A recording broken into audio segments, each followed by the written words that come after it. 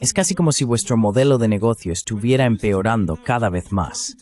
Lo que antes era suficiente para que fuerais rentables como país, ya no lo es.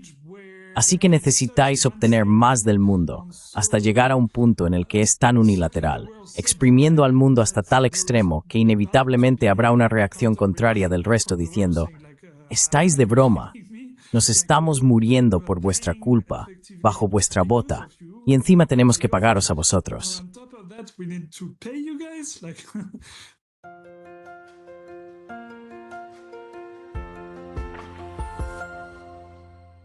Hello everybody. This is Pascal from Neutrality Studies. Hola a todos, soy Pascal de Neutrality Studies y hoy me acompaña de nuevo Arnaud Bertrand, uno de los mejores y más profundos analistas políticos de Twitter X. Muchos de vosotros probablemente ya le habéis visto aquí en este programa y en algunos otros.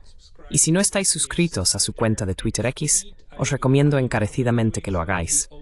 Siempre ofrece análisis muy perspicaces, tanto en formato corto como largo, sobre China y el mundo. Arnaud, me alegra mucho que esté de vuelta aquí.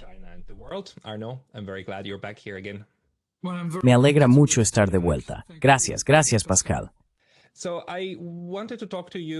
Quería hablar contigo originalmente hace 2 semanas sobre los aranceles y el autogol que Estados Unidos está cometiendo con ellos. Pero desde entonces han pasado muchas cosas. ¿Podrías actualizarnos sobre cómo ves que se está desarrollando la saga de los aranceles, especialmente en relación con China y el sudeste asiático?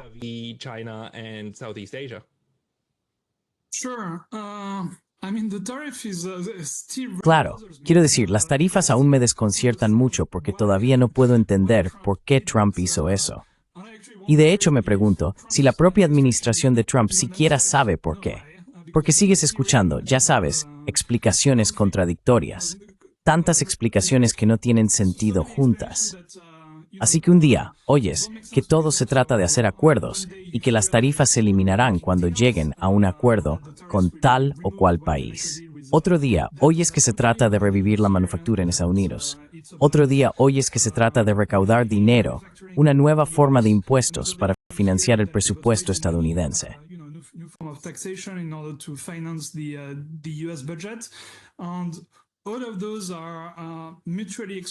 Y todos esos son mutuamente excluyentes, ¿verdad? Así que, si se trata de hacer acuerdos y en algún momento se eliminarán los aranceles, entonces no puedes reactivar la manufactura. Porque como fabricante no invertirías en una nueva fábrica en Estados Unidos basándote en los aranceles si sabes que van a desaparecer. Entonces tu plan de negocio dejaría de ser viable comercialmente. Así que esas dos cosas se contradicen, ¿verdad?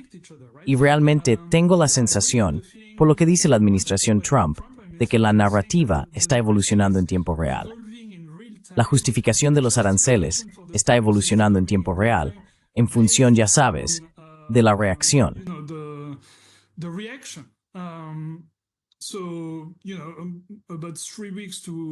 Hace unas 3 semanas o un mes, Scott Bessent decía que gracias a los aranceles podrían establecer un gran cerco alrededor de China. Esa era su justificación en ese momento. Y bueno, Bloomberg publicó un gran reportaje sobre ello. El plan era conseguir que Japón, Corea del Sur, es decir, los vecinos de China, debido a la presión de los aranceles, aceptaran un acuerdo con Estados Unidos en el que Estados Unidos eliminaría los aranceles y a cambio ellos harían menos negocios con China y así de alguna manera asfixiarían la economía china. Pero lo que está ocurriendo es exactamente lo contrario. Quiero decir, tú mismo estás en Japón, así que sabes cómo va la situación.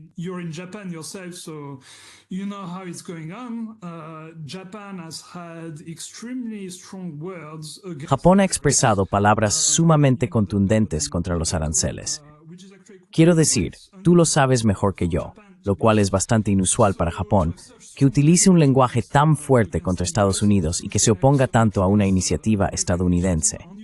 Y de hecho, recientemente se ha visto una declaración conjunta de los ministros de finanzas de Japón, Corea del Sur, China y los países de la ASEAN. Todos ellos estaban reunidos, creo, en Italia. Así que los ministros de finanzas y los banqueros centrales emitieron una declaración conjunta diciendo básicamente nosotros, como región, nosotros como Asia Oriental y Sudeste Asiático, vamos a actuar juntos para hacer que nuestra región sea más resiliente frente a toda esta incertidumbre comercial. Así que esto es exactamente lo contrario de un plan de cerco contra China.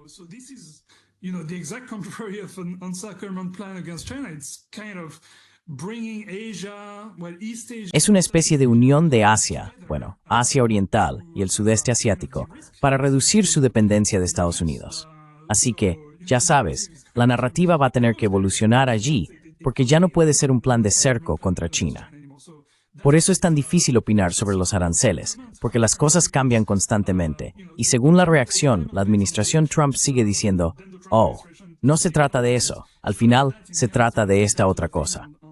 Al final, creo que probablemente fue simplemente un gran error, que no pueden, y tal y identificamos sea posible.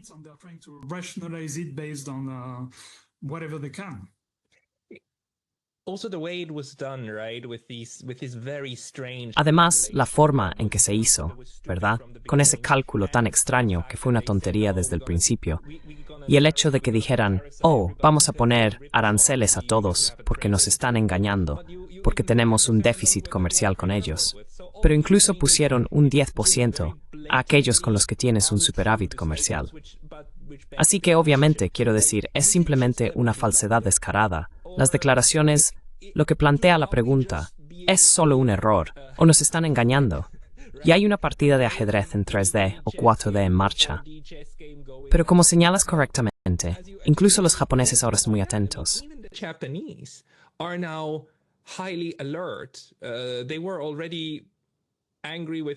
Ya estaban enfadados con Estados Unidos durante la primera administración de Trump.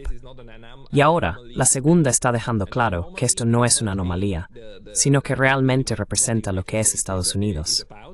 Y Japón recuerda mucho a los años 80 en este momento, cuando era el que recibía los golpes. Así que crees también que ahora, por primera vez, tenemos la oportunidad de una cooperación más estructural entre Japón y China. Y ya sabes, ambos ya han estado cooperando a nivel empresarial de manera muy profunda. Quiero decir, China es el primer o segundo socio comercial más importante de Japón, ¿verdad?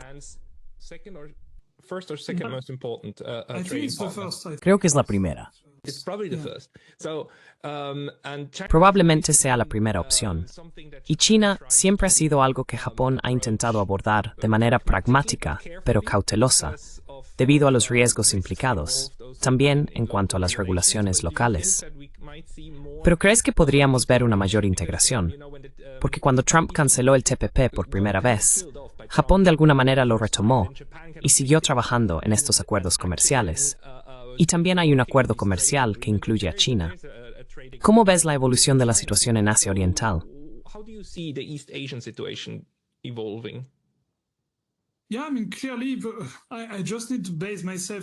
Sí, quiero decir, claramente, solo necesito basarme en las declaraciones de los distintos actores.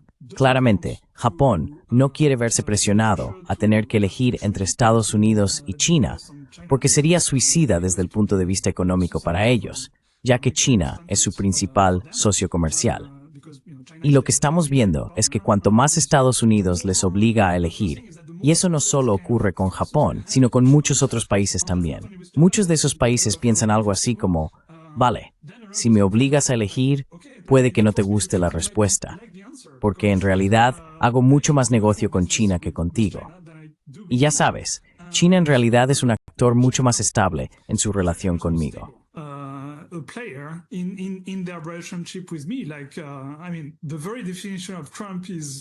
Quiero decir, la propia definición de Trump es inestabilidad. De un día para otro, no sabes qué esperar, ¿verdad? La política cambia con cada publicación en Truth Social. Puede que mañana se le ocurra una locura y todo el mundo tenga que cambiar su economía entera en base a eso. No puedes lidiar con eso como país. No puedes soportar ese nivel de caos e incertidumbre. Así que es bastante natural que los países quieran aislarse de ese tipo de incertidumbre, especialmente cuando al otro lado de la balanza tienes a China, que es todo menos impredecible. Es extremadamente estable, con el mismo gobierno durante décadas, los planes quinquenales, Sabes exactamente dónde están, qué quieren, qué van a hacer. Exactly where they stand, what they want, what they're gonna do, and they also Y tampoco tienen las mismas condiciones. Por ejemplo, China nunca le va a decir a Japón, nunca se lo ha dicho a nadie, tienes que elegir entre nosotros y Estados Unidos. Es más bien como haz lo que quieras. Solo no queremos que seas hostil hacia nosotros, pero no nos importa que seas amistoso con Estados Unidos. Así que hay mucha más flexibilidad ahí de la que ves por parte de Estados Unidos. Así que todo esto es un poco... No creo que Japón quiera especialmente acercarse a China. Quiero decir, hay mucha historia ahí. Los japoneses y los chinos realmente no se llevan bien, y así sucesivamente. Pero Estados Unidos les está forzando la mano. Cada vez tienen menos opciones, aparte de tener que hacerlo. Y ese es el caso de muchos otros países de la región también. that's the case for a lot of other countries in the region too. And you're there, you're in the region. Estás allí, estás en la región. ¿Oyes algún comentario de Malasia, Indonesia, China, colegas hablando sobre esto? ¿Cómo lo interpretan ellos? How do they interpret that? Yeah, I mean Malaysia, it's quite clear. Sí, en Malasia está bastante claro que también se están acercando mucho a China. Xi Jinping estuvo aquí hace solo 2 semanas, si no me equivoco. Y en ese momento tuiteé sobre las declaraciones del primer ministro aquí. Es la declaración más favorable a China que haya hecho nunca un primer ministro malasio. Incluso diría que fue demasiado. Así que eso está bastante claro. Vietnam también se está acercando a China. Recientemente hubo un desfile militar que incluyó tropas chinas en Vietnam, algo sin precedentes. Y Vietnam reconoció oficialmente, lo cual fue un tabú durante décadas, que China contribuyó de manera significativa a ayudar durante la guerra de Vietnam contra Estados Unidos. China lleva diciendo eso, creo, desde los años 90, que participaron en la guerra y ayudaron a Vietnam. Pero ya sabes, en Vietnam había mucho orgullo nacional, diciendo no, derrotamos a Estados Unidos por nuestra cuenta y cosas así. We defeated the US on our own and so on. Yunama, Ignati Recenti Sente Interikoidna. La Freixnes, Yeah, exactly. Yeah, you're right. Sí, exactamente, sí, tienes razón. Pero ahora Vietnam ha reconocido oficialmente que 300,000 soldados del EPL estuvieron realmente allí luchando con ellos durante la guerra de Vietnam. Así que se están viendo muchas señales en muchos países de una mayor amistad, una relación más estrecha con China. Relationship with China. Can we talk a little bit about Vietnam? Because, you know, podemos hablar un poco sobre Vietnam. Porque ya sabes, hace 1 año y medio, casi 2 años, Biden estuvo en Hanoi, ¿verdad? Y estaba celebrando esta nueva asociación estratégica con Vietnam e incluso estrechando la mano de un funcionario del partido que en su día estaba en las trincheras luchando contra los estadounidenses. Y ya sabes, la administración Biden parece, aparte de todo lo demás que han olvidado, que también se han olvidado por completo de que están aquí teniendo una asociación estratégica con Vietnam del Norte, ¿verdad? El actual gobierno de Vietnam es el gobierno de Vietnam del Norte. Y todos estaban sonrientes y felices. North Vietnam, and they were all smiles and all happy, and you know, it just shows the ridiculousness, Y ya sabes, esto solo demuestra lo absurdo, la completa locura de la propia guerra de Vietnam. Esta idea de que, con este régimen nunca podría ser un régimen normal, y cosas así, ¿verdad? Pero ahora, 2 años después, tenemos a la siguiente administración, que básicamente le da a Vietnam donde más le duele.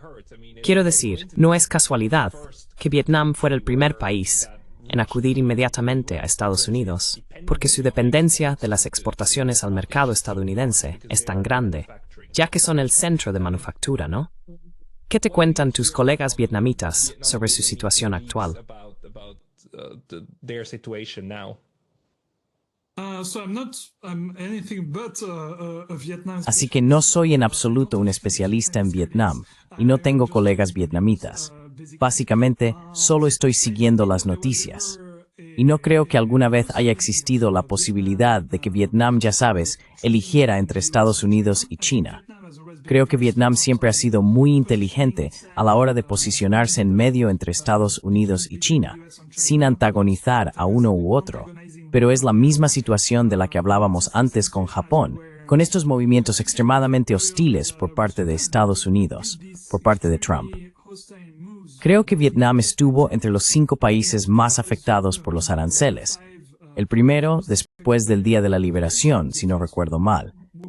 After Liberation Day, if I remember correctly, I think that probably scared a lot of people in Vietnam. Creo que eso probablemente asustó a mucha gente en Vietnam cuando se dieron cuenta del riesgo inherente a su exposición a la economía estadounidense, que un día Estados Unidos podría tomar medidas de ese tipo y el impacto que eso tendría en la economía vietnamita. Así que apuesto a que hay mucho replanteamiento estratégico en Vietnam, donde piensan, vale, aquí tenemos un riesgo importante y necesitamos aislar nuestra economía de eso, no depender tanto de Estados Unidos y probablemente tampoco de las exportaciones en general.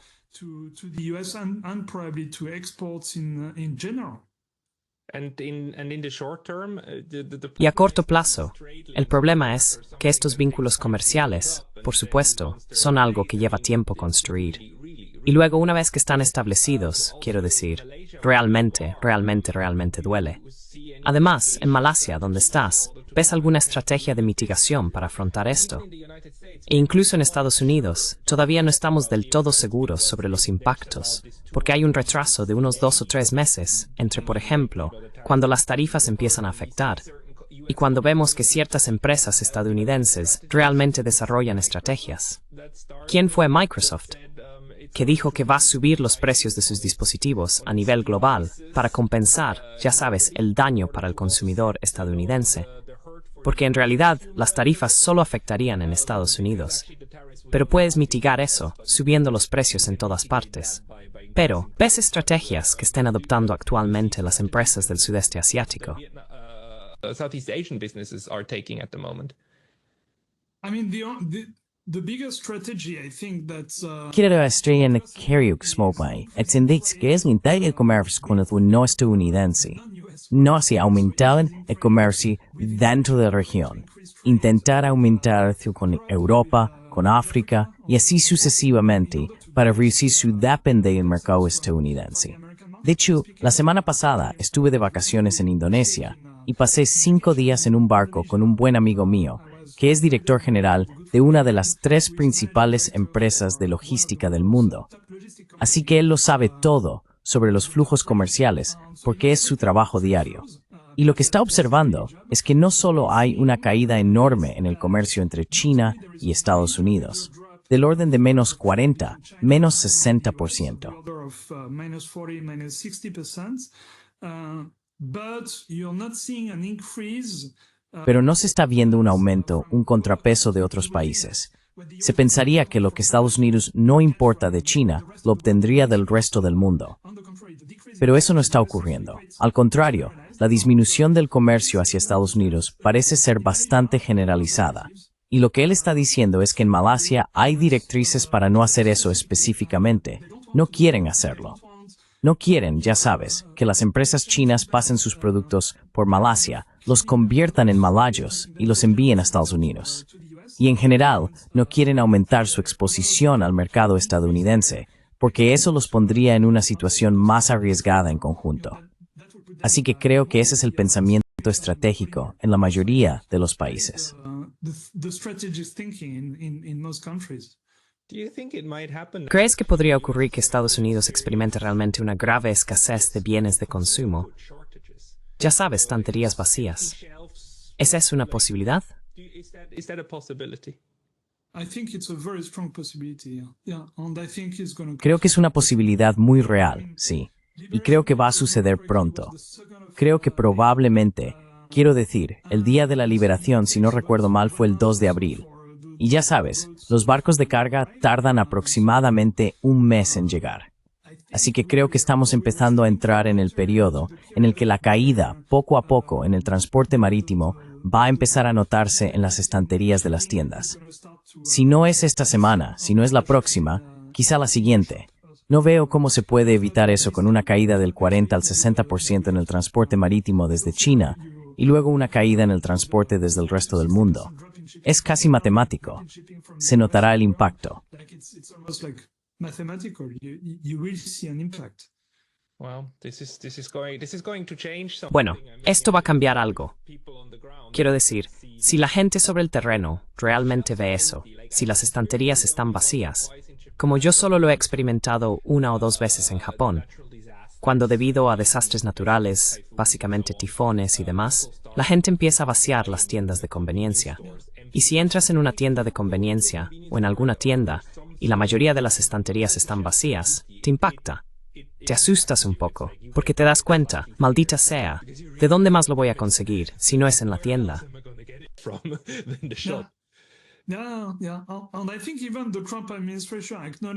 Sí, y creo que incluso la administración Trump reconoce que esto probablemente sucederá. Quiero decir, probablemente oíste los comentarios de Trump sobre cómo vas a recibir 2 muñecas en vez de 30 muñecas para Navidad. ¿Oíste eso? No. ¿Qué fue eso? Bueno, le preguntaron sobre la escasez y el aumento de precios. Y su respuesta fue básicamente reconocer que eso pasará, que en vez de comprarle 30 muñecas a tu hija para Navidad, solo le comprarás 2, y que eso estará bien, sí.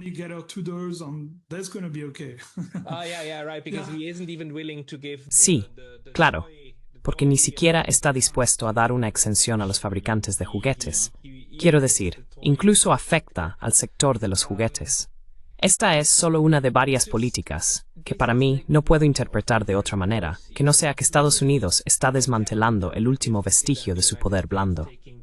La otra cuestión sobre la que me gustaría conocer tu opinión es lo que está haciendo la administración Trump con el sector educativo.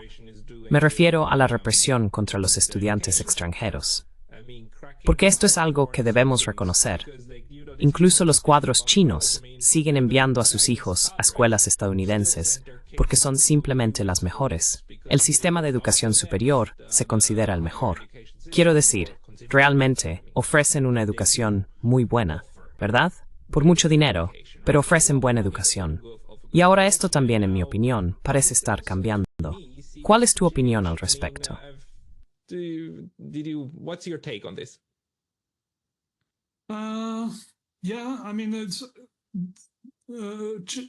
Sí, quiero decir, cada vez son menos los padres chinos que envían a sus hijos a Estados Unidos. Si miras el número de estudiantes chinos que van a Estados Unidos, ya lleva varios años disminuyendo, precisamente porque sienten que son cada vez menos bienvenidos. Y ha habido muchas iniciativas que han sido muy hostiles, tanto hacia los estudiantes chinos como hacia el personal académico de origen chino, como la China Initiative del FBI, que se lanzó, creo, durante la primera administración de Trump, o cosas por el estilo. Eso disuade a la gente de ir a estudiar a Estados Unidos o de trabajar en el ámbito académico allí. Al mismo tiempo, las instituciones académicas chinas están mejorando cada vez más.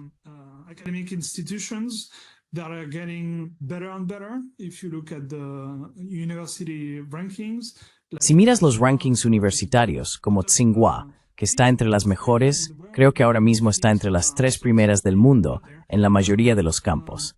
Así que realmente está en lo más alto.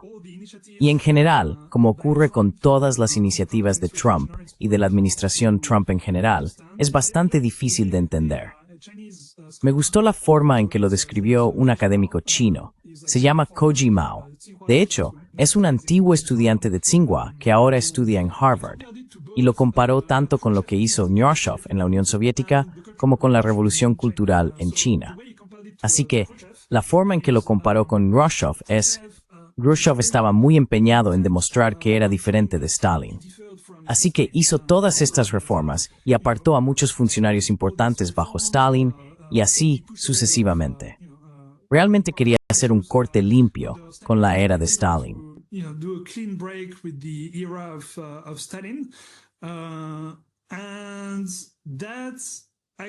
Y eso fue precisamente lo que desencadenó la ruptura sino-soviética, porque significó que ya no existía una unidad ideológica entre la visión china del comunismo y la visión soviética. Cuando ya no hubo comunión ideológica, se produjo esa ruptura. De alguna manera, eso es lo que estamos presenciando con Trump. Él claramente quiere hacer un corte limpio con el pasado, con Biden, con cualquier presidente estadounidense anterior. Lo cual, quiero decir, los insulta a todos copiosamente. Y lo que está haciendo es claramente una gran ruptura ideológica con el pasado. Quiero decir, cualquiera puede verlo. Eso está induciendo una especie de ruptura entre Estados Unidos y sus socios anteriores. Europa en primer lugar, pero probablemente también países como Japón o incluso Corea del Sur. Ya no frecuentamos su compañía. Even South Korea, were like, we don't recognize you anymore. Like we thought we were on the same page, but clearly no. Pensábamos que estábamos de acuerdo, pero claramente no es así. Tenemos una comprensión muy diferente del mundo en el que deberíamos vivir en esta etapa. Quizás irónicamente, China es probablemente hoy en día una mejor defensora de los principios y la ideología que antes representaban los Estados Unidos. Por ejemplo, ¿quién está defendiendo la OMC, la ONU, las normas internacionales y demás? China las defiende más que Trump. Eso es bastante evidente. Así que es realmente extraño. Eso por un lado. Y luego está la comparación con la revolución cultural, cuando lo que hizo Mao en ese momento fue tomar a algunos forasteros del sistema político y también intentó ganarse a la población para luchar contra el sistema, contra las élites.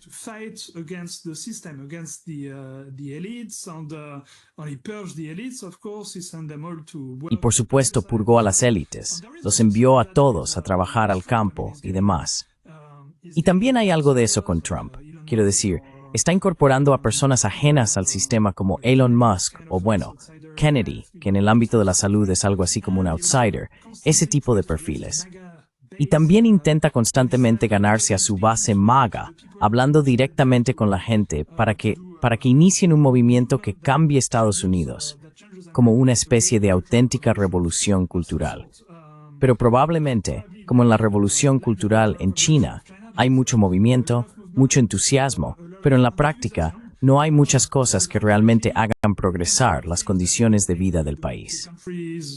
Living conditions progress. It's more about ideology for the sake of ideology. Se trata más de la ideología por la ideología, de marcar un cambio de etapa, más que de los propios cambios, si eso tiene sentido. Y probablemente eso sea lo principal que recordaremos de la presidencia de Trump. No tanto los cambios reales que hizo, que a menudo no tienen sentido, sino más bien el hecho de que su presidencia constituyó un cambio en sí misma, como si hubiera un antes y un después. Y estoy seguro de que en algún momento volverá cierta racionalidad, pero será una América muy diferente a la que teníamos antes. Es más, el agente del caos, como el tipo que agita el avispero, trayendo mucho caos. Eso marca el comienzo de un nuevo capítulo, básicamente, creo yo. The beginning of a new chapter, basically. Yeah, I agree. Sí, estoy de acuerdo. Por otro lado, siempre tengo en mente el argumento que Brian Berletic expone en The New Atlas, que viene a ser algo así como, chicos, olvidaos, todo es una farsa. ¿Sabéis? En general lo que estamos viendo es una continuidad de la agenda desde Obama-Trump 1 a Biden a Trump 2.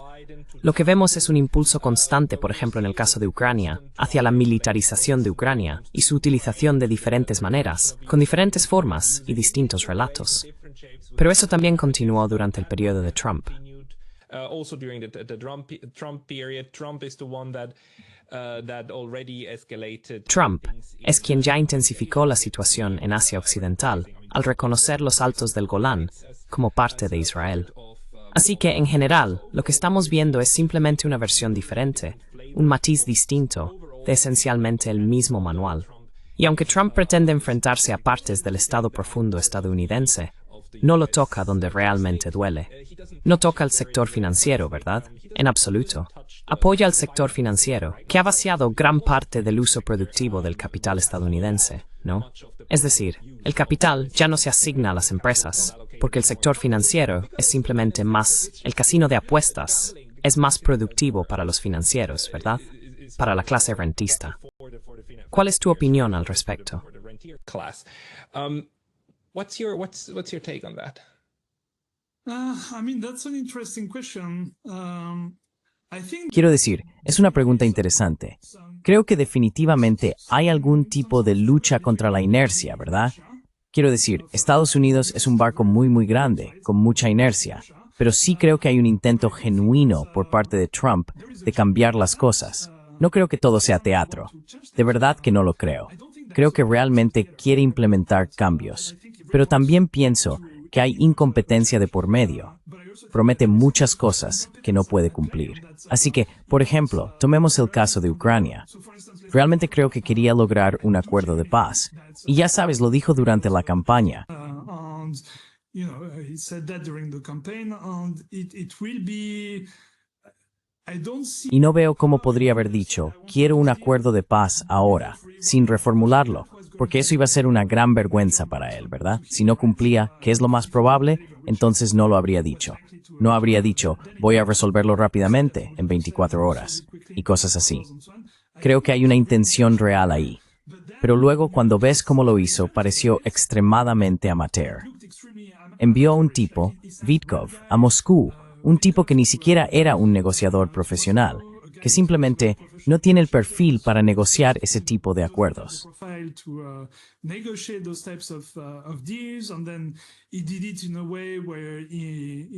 Y luego lo hizo de una manera en la que antagonizó enormemente a los europeos, quienes por supuesto iban a estar completamente en contra del acuerdo.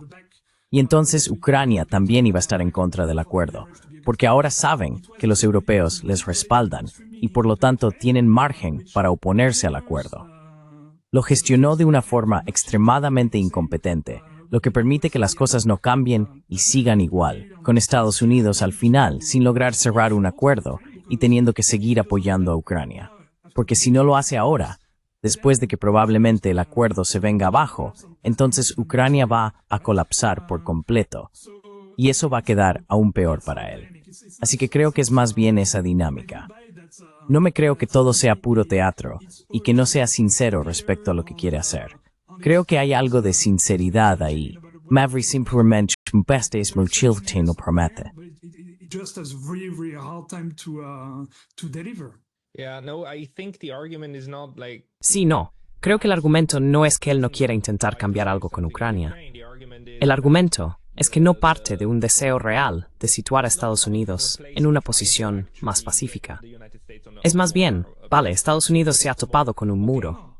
Ahora tienes que lidiar de alguna manera con ese hecho y retirar parte de tu fuerza para poder redirigirla hacia Asia Occidental o Asia Oriental, ¿verdad? Porque lo que realmente hará es tomar medidas enérgicas contra el complejo militar industrial. Is actually cracking down on the military-industrial complex. Trump has been cracking down on USAID. Trump ha estado tomando medidas enérgicas contra USAID. Ha estado tomando medidas enérgicas contra algunas de estas instituciones de ayuda. Pero ahí no sabemos de dónde viene eso. Si es simplemente porque él piensa que Estados Unidos está tirando el dinero por la ventana en ayudas, o si en realidad es Tulsi Gabbard diciéndole, mira, estas operaciones de cambio de régimen han sido muy malas para nosotros. Y él realmente actúa en consecuencia. Pero el complejo militar industrial, la maquinaria que crea el incentivo para que Estados Unidos intente usar toda su capacidad militar, ese ha quedado intacto, igual que el sector financiero ha quedado intacto. Así que, en cierto sentido, los pilares del imperio estadounidense en el mundo siguen muy presentes. Así que me lo pregunto. So I wonder. Sí, o sea, hay un poco de queremos tenerlo todo y ¿cómo era la expresión? Queremos tener el pastel y comernos también. Queremos tener el pastel y comérnoslo todo.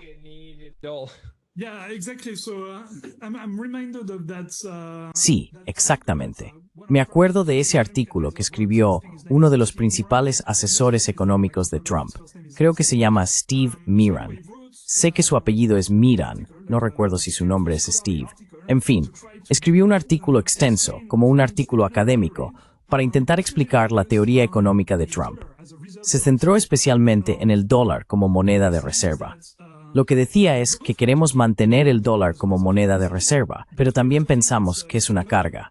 Y como es una carga, entonces, vosotros, el mundo en conjunto, todos los demás países, tenéis que pagar por ello, pagar por vuestro uso del dólar, remunerarnos por esta carga, y por eso ponemos los aranceles y demás.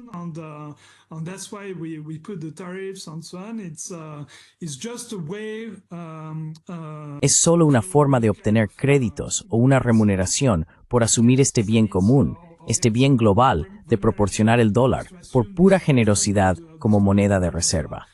Así que me resulta muy extraño, porque el dólar como moneda de reserva es lo que el expresidente Valéry Giscard d'Estaing solía llamar el privilegio exorbitante.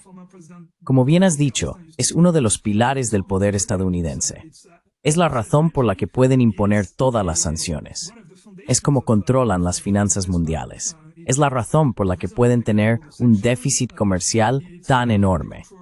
¿Por qué? ¿Qué es el déficit comercial? Al final, son países que envían sus bienes a Estados Unidos, y Estados Unidos, a cambio, les da pequeños trozos de papel con las caras de presidentes que imprimen gratis, ¿verdad?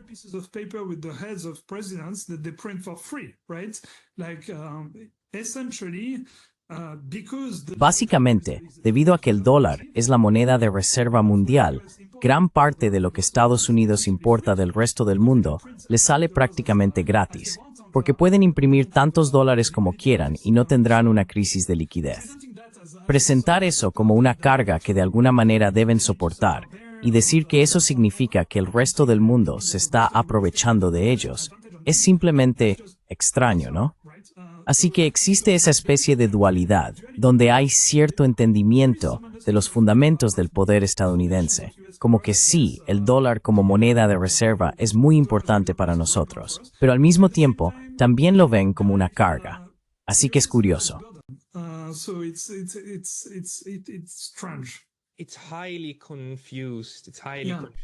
Está todo muy confuso. Está todo muy confuso. Y ya sabes, la situación es aún peor, porque ya ni siquiera envían los billetes pequeños con las fotos de los presidentes al extranjero. Ahora suele ser simplemente una anotación en una hoja de cálculo en un banco estadounidense, ¿verdad? Exactamente. A cambio de cosas reales que tú tienes. Y eso es lo que crea la riqueza material.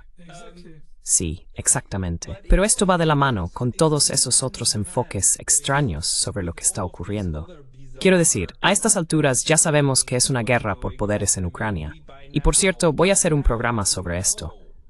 Voy a dejar de llamarla guerra por poderes. La llamaré guerra de implementación.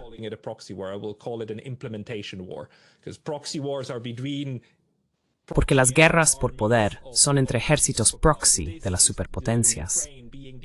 En este caso, Ucrania es el socio de implementación, o la víctima de implementación, de una estrategia largamente planeada hacia Rusia, y además está siendo dirigida. Sabemos, el New York Times nos lo ha contado en 2 artículos, lo sabemos ahora, que esto incluso fue dirigido por Estados Unidos desde Alemania, ¿verdad? Y esto resuelve un gran problema, el problema de la guerra de Vietnam, que fue que Estados Unidos al final tuvo que retirarse porque perdió demasiada gente, ¿verdad? El dinero es una cosa, pero perder vidas es otra. Así que Smiros tuvo que averiguar cómo usar su dinero para conseguir la sangre de otros.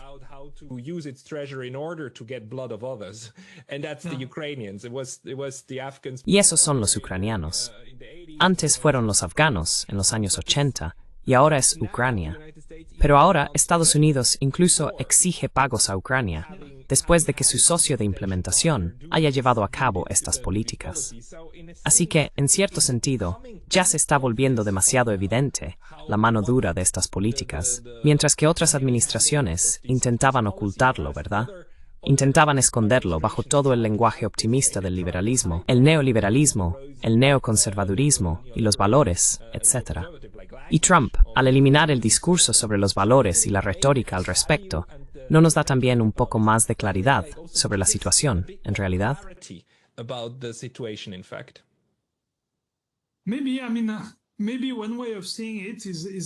Puede ser. Quiero decir, quizá una forma de verlo es que básicamente están intentando extraer todo lo posible del mundo. Así que, como decías, en ese proceso de implementación, la guerra están utilizando a los ucranianos para debilitar, al menos ese es el propósito, debilitar a los rusos, como hicieron en Afganistán y demás.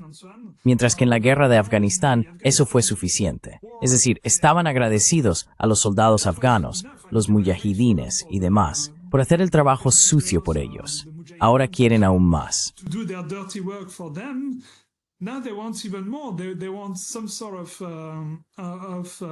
Quieren algún tipo de represalia por parte de los ucranianos por esto. Así que es casi como si vuestro modelo de negocio estuviera empeorando cada vez más. Lo que antes era suficiente para que fuerais un país rentable, ya no lo es, Y por eso necesitáis sacar más del mundo, hasta llegar a un punto en el que es demasiado evidente que todo es demasiado unilateral. Estáis exprimiendo tanto al mundo que es inevitable que haya una reacción en contra, diciendo, ¿en serio? Nos estamos muriendo, literalmente, por vuestra culpa, bajo vuestra bota, y encima tenemos que pagaros. Pues sí. Europe. I mean, the Europeans are the ones who Sí, haven't yet Europa. said- Quiero decir, los europeos son los que aún no han dicho, de verdad, ya hemos tenido suficiente. Es decir, han dicho que están enfadados con Estados Unidos y con Trump. Pero mira, Nord Stream. Nord Stream. Los alemanes podrían en cualquier momento volver a Nord Stream. Y los europeos podrían simplemente abrir una investigación adecuada. Aún no lo hacen. O todavía no nos cuentan los resultados. Sabemos que los suecos y los daneses lo investigaron, pero no nos están diciendo los resultados. Looked into it, but they're not telling us the findings. When do you think the last straw will be so heavy? ¿Cuándo crees que la última gota será tan pesada que romperá la espalda del camello? Y los europeos, ya sabes, realmente se levantarán y dirán, vale, lo sabemos, así que vamos a demostrar que lo sabemos. In fact, you know, Trump De hecho, Trump el otro día estaba bromeando en el despacho oval sobre Nord Stream, y se estaban riendo un poco. Es como, oh no, bueno, lo sabemos, pero sí, quiero decir, todo el mundo lo sabe. Fue un momento tan embarazoso, el más embarazoso, especialmente para Alemania. Y aún así no llegan al punto de decir, vale, vamos a mostrar de qué iba todo esto. like, okay, let's show what this was about. Yeah, I mean, I think, clearly it was embarrassing. Sí, quiero decir, creo que claramente fue embarazoso. Pero la parte más embarazosa, creo, en ese momento, desde el punto de vista de Alemania, habría sido decir que los tipos a los que consideramos nuestros socios, con los que luchamos codo con codo, son los que hicieron esto. Así que, la parte embarazosa para ellos no fue tanto el hecho de que su infraestructura crítica fuera destruida, quiero decir, eso es grave, sino el hecho de que fue su amigo quien lo hizo, el que quieren presentar como su amigo, ¿verdad? Y por eso, creo que no lo dijeron.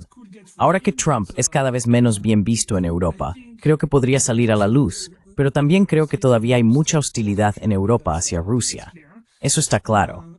Y creo que ahora, quiero decir, solo puedo suponer que tampoco quieren decir esto como un regalo para Rusia, ¿verdad? As a present to Russia, right? Because then it would be like Porque entonces sería como promulgar una ruptura, quizá una ruptura definitiva dentro de Occidente diciendo, vale, Estados Unidos realmente cometió un acto de guerra contra nosotros. Eso es muy serio, lo cual sería como si estuvieras divorciado. Primero te separas durante un tiempo, pero aún tienes la esperanza de que podríais volver a estar juntos. Pero una vez que dices, en realidad, mi marido intentó matarme o violarme, o algo así, una vez que admites que ocurrió algo realmente grave, entonces esa es la ruptura definitiva y vas a divorciarte. No hay vuelta atrás después de eso. Así que creo que esa es la visión. Eso es lo que supongo, que no quieren llegar a ese extremo, porque entonces no se puede evitar el hecho de que el divorcio será definitivo. because then there is no escaping the fact that the divorce will be final. The transatlantic divorce coming up. We'll see how long. El inminente divorcio transatlántico. Last question and to Veremos cuánto tiempo más tarda. to Asia. Última pregunta. Y para volver a Asia, el 26 de abril hubo una gran protesta en Taipei contra el gobierno de William Lai, y creo que tú también tuiteaste sobre ello. Es interesante que en los medios occidentales nunca se escuche nada sobre protestas cuando son contra gobiernos que los medios occidentales apoyan. Hablé con Joanna Lei a principios de esta semana, la exparlamentaria de la República de China en Taiwán, ¿verdad? Y ella dijo, mira, organizamos esto, y los medios occidentales guardaron silencio. Tenías a CNN aquí, tenemos a la BBC, tienen corresponsales aquí, y simplemente no dijeron nada al respecto. Este evento, que fue contra el partido gobernante, por supuesto, un partido pro-independencia y un gobierno muy pro-estadounidense, ¿tuvo realmente repercusión en los medios chinos si lo sigues? In, Chinese media, if you follow that, Yeah, I saw about it, and I do follow quite. Sí, quiero decir, lo vi, y también sigo a bastantes taiwaneses. Y veo, al menos entre los taiwaneses que sigo, un cambio bastante rápido en las mentalidades. Muchos taiwaneses en Twitter que sigo pasaron de tener la postura tradicional taiwanesa, como queremos el statu quo, pero somos mucho más amistosos con Estados Unidos y realmente no nos gusta la RPC, a tener ahora una especie de cambio de mentalidad. En primer lugar, la respuesta de China, de la RPC, al ataque terrorista fue, creo, ampliamente admirada en Taiwán, incluso entre la población taiwanesa que normalmente es hostil a la RPC, especialmente en contraste con su propio gobierno, porque todo el mundo puede ver que es hostil. Y al principio fue casi tan hostil hacia Taiwán como lo fue hacia la RPC. Y el gobierno taiwanés fueron bastante patéticos.